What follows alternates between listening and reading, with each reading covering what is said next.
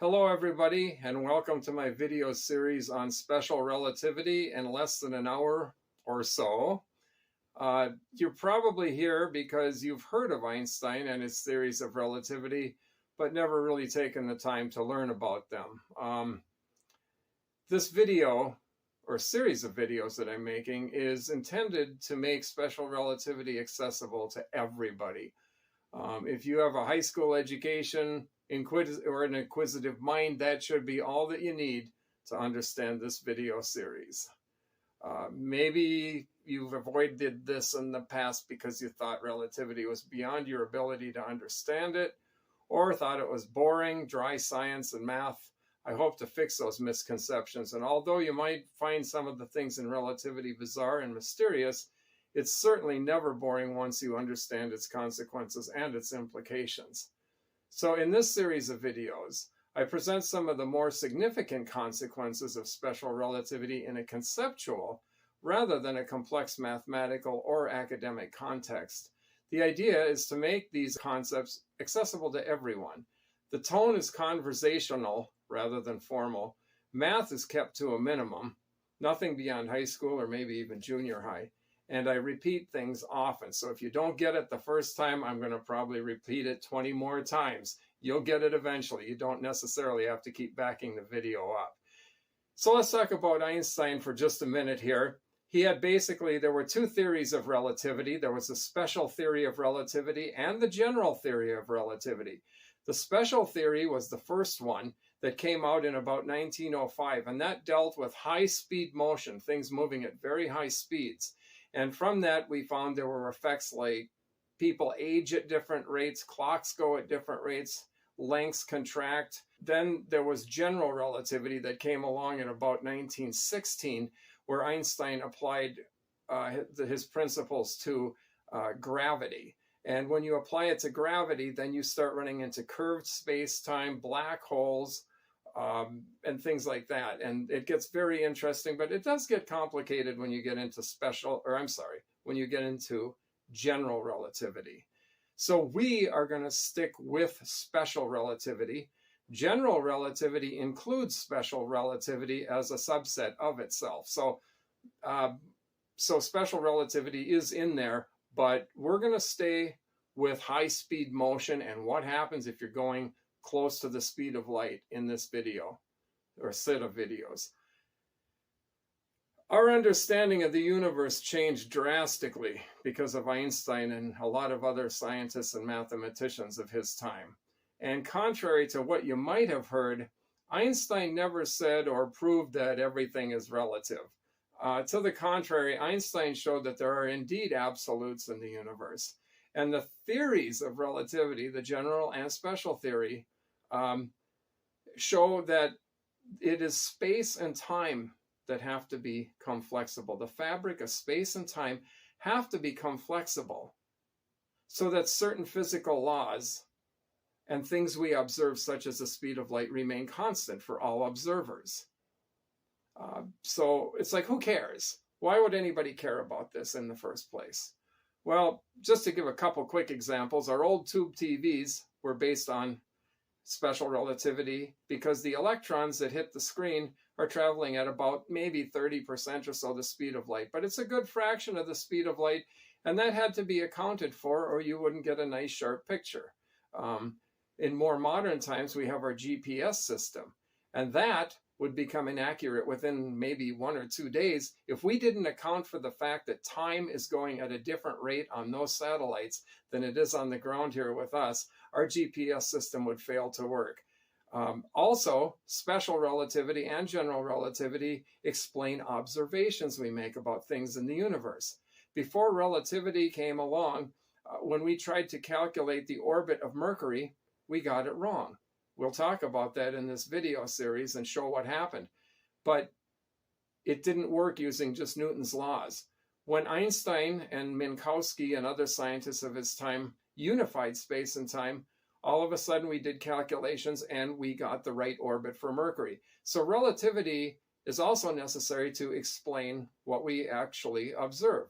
So these geniuses like Einstein of his time, the relativists, the quantum physicists, showed us that the universe didn't turn out to be what we thought it was. Space and time have turned out to be equivalent to each other. And our universe then went from a three-dimensional universe of space where time was completely separate, and it went to a four-dimensional universe where time gets incorporated with the other three dimensions. We're going to make that clear on how that happened in the series of videos. So just a few things to run over real quickly here. We're going to talk about in the videos, the speed of light is constant. We're going to talk about that.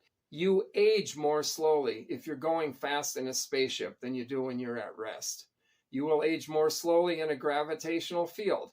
Like if you're near the Earth's surface or in a strong gravitational field, you will age more slowly than if you're out in space away from a gravitational field.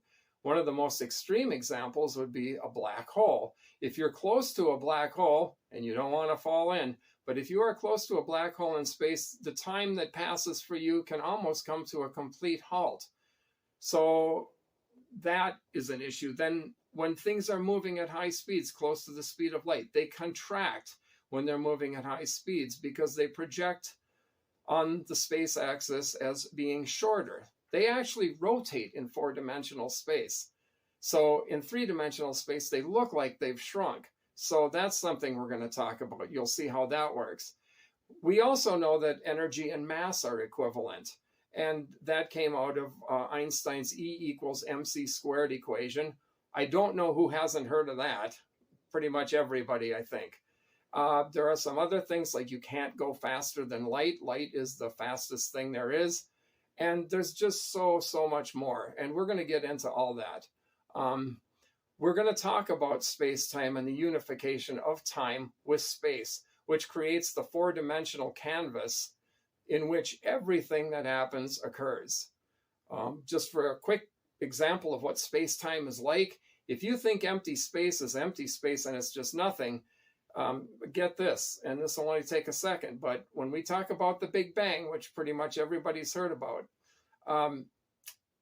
many times people believe that the Big Bang is about a chunk of matter that exploded and it's blowing out through empty space, and the matter is moving through the space and it's expanding.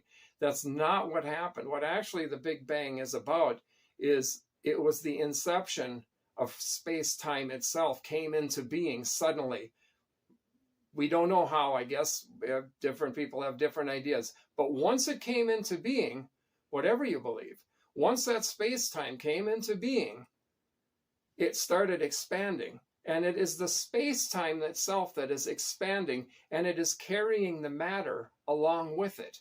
It isn't that the matter is flying through space. It's that the space-time is expanding and dragging the matter with it, like a loaf of raisin bread. When you put it in the oven, the dough is like the space-time. As the dough expands when it cooks, the raisins move. The raisins are the matter. The raisins move with the dough. Well, space-time is like the dough. It's not a nothing. It's a something. That's interesting. We'll be talking about that. And so many of these scientific discoveries and theories generated by Einstein and other geniuses of his time were very hard to accept by other scientists of that period.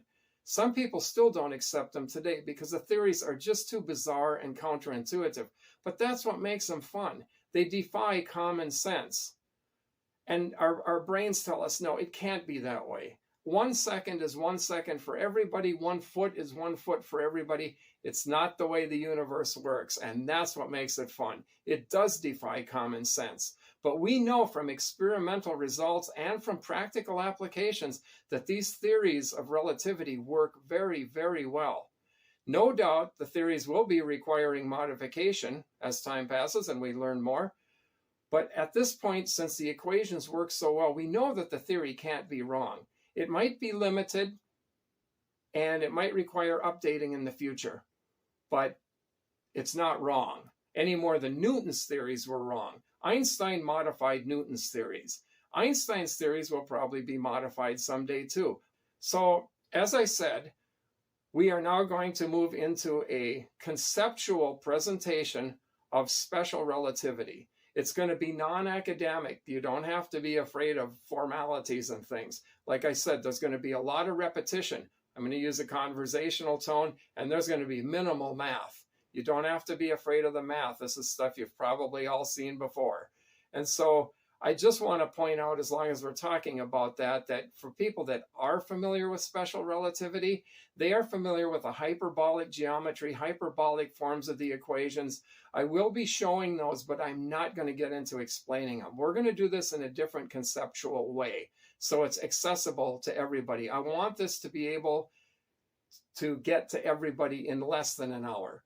And in that hour, we're going to cover four-dimensional space-time, time dilation, length contraction, broken simultaneity, and mass increase with speed in a way that just about anybody can understand. So for the relativity people out there, we're not going to be using the exact Minkowski metric, but it isn't going to matter because the results are exactly the same if you do the math exactly the same. They're not close. They're precisely the same. Maybe it's a different way to look at it. You might be interested too if you're already familiar with how relativity is taught in the formal academic circles. So in videos 4, 5, and 6, we get into the actual consequences of relativity. And like I said, videos 1 and 2 lay the groundwork so that people that don't have the math background and the physics background can get an idea on what we're talking about using an analogy of just simply reading a map. Because that's really a lot of what this is about. Maps are coordinate systems. Relativity is about a lot of coordinate systems. So, just as a side note here, my videos are not, or I should say this video or set of videos is not sponsored by anyone, nor do you have to mash any buttons to watch them. I would just like everybody to watch them, enjoy them, and learn at a leisurely pace that will make relativity fun and understandable and make you feel like something that you maybe thought was beyond your comprehension at one time. It really isn't if it's explained in the right way. So you can do this. Let's get going and have fun.